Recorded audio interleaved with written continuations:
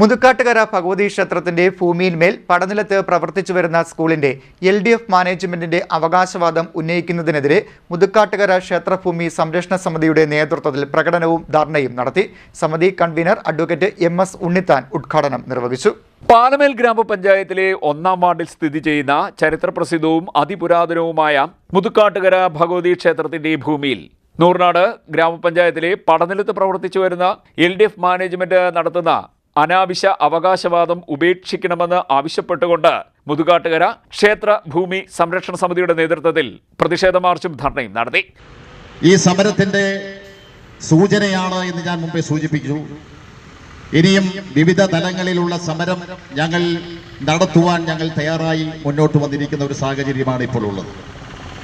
നമുക്കറിയാം, പടനിലം സ്കൂൾ എന്ന് പറയുമ്പോൾ ഞാൻ ഉൾപ്പെടെയുള്ള ഇവിടെ നിൽക്കുന്ന ഏതാണ്ട് 99% ആളുകളും അക്ഷരം എഴുതി വായിക്കുവാനും കുട്ടി വായിക്കുവാനും ഒക്കെ പഠിച്ച ഒരു വലിയ സരസ്വതി ക്ഷേത്രമാണെന്നുള്ള കാര്യത്തിൽ യാതൊരു സംശയവുമില്ല. ഞാനും ഇവിടുത്തെ വിദ്യാർത്ഥിയായിരുന്നു, പൂർവ്വ വിദ്യാർത്ഥിയായിരുന്നു.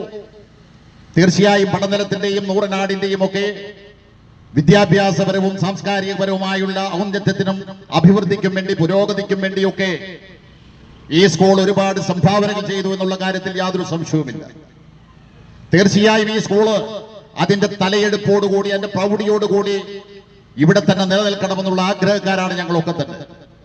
പക്ഷെ അത് നിയമവിധേയമായി വേണം, നിയമവിരുദ്ധമാകരുത് എന്നാണ് ഞങ്ങൾക്ക് പറയുവാനുള്ളത്. സ്കൂൾ സ്കൂളിൻ്റെതായി നിൽക്കണം, ക്ഷേത്രം ക്ഷേത്രത്തിൻ്റെതാകണം.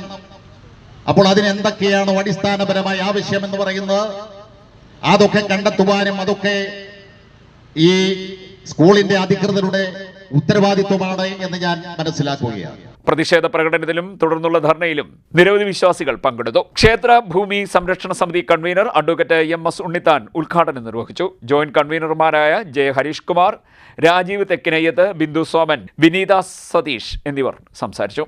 CDNet news, Charummood.